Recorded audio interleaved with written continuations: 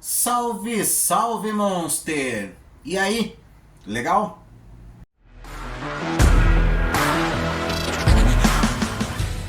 Hoje mais um videozinho aqui de bastidor.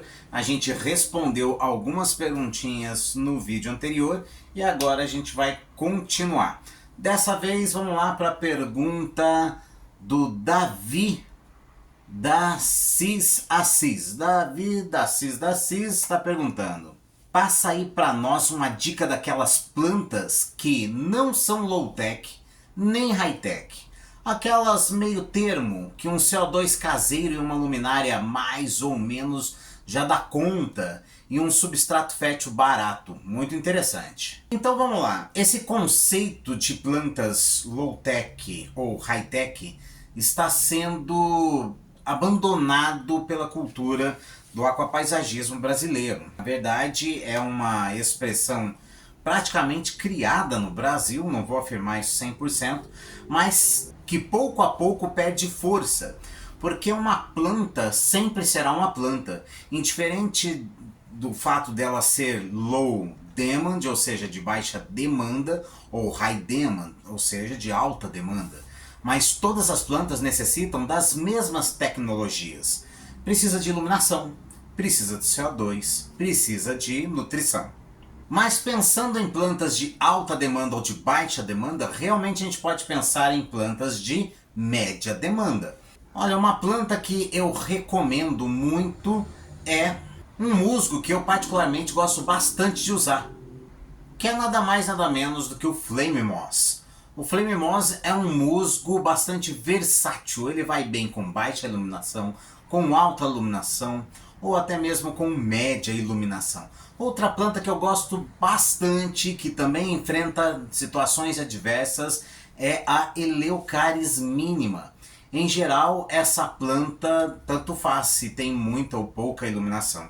E para fechar aqui o nosso cartel de plantas de média demanda, cara, eu vou recomendar para você também a Bucephalandra. Ela tem se mostrado uma planta muito versátil. As pessoas costumavam dizer que era uma planta low-tech, ou seja, de baixa tecnologia ou ainda de baixa demanda. E é verdade, mas ela já se mostrou muito poderosa, muito bem colorida em situações de intensidade de luz muito grande. E essa é uma planta que vai bem com pouca luminosidade, com média luminosidade ou com alta luminosidade, mesmo que o seu CO2 seja caseiro. Aliás, não tem planta que não vá bem com um CO2 caseiro. O problema do CO2 caseiro é pura e simplesmente a questão de que acaba, de que tem uma certa instabilidade, nada mais que isso.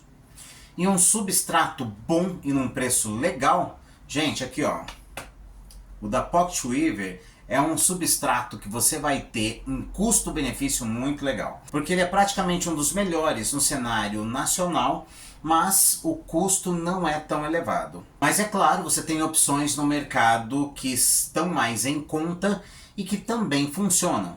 Eu não vou dizer que funciona melhor, pior, isso é um tanto relativo. O que eu posso te dizer é que esse a gente conhece e sabe do que é feito. E o Davi mandou mais uma pergunta e é claro, a gente vai ler porque a gente é legal. Então vamos lá, Davi. Sobre aquário plantado, se eu cobrir o substrato fértil com substrato inerte, eu vou ter menos algas? Então, não necessariamente, ok? É um fato que quando você tem substrato fértil que pode estar em contato com a coluna d'água, esse substrato vai liberar nutrientes na coluna d'água, mas vai ser numa quantidade que dificilmente comprometeria. E se você isolar, bom, aí você teria que isolar bastante. Ou seja, com cerca de 4 centímetros de uma camada inerte. Particularmente, eu acho que é uma baita de uma camada, um baita de um isolamento, e não faz muito sentido, porque você está perdendo centímetros que poderiam ser de substrato que tem nutrição para suas plantas, e não um substrato inerte.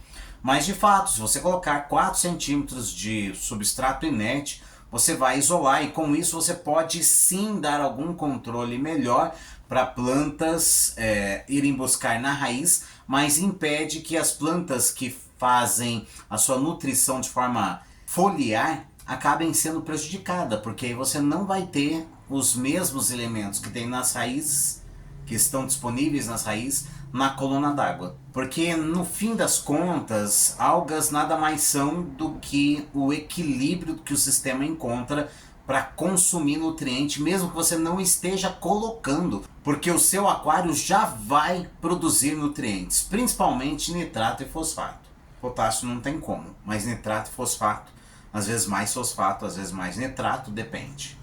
Então tá aí a pergunta do meu caro Davi, muito obrigado por ter participado, e se você gostou desse vídeo, já taca o like.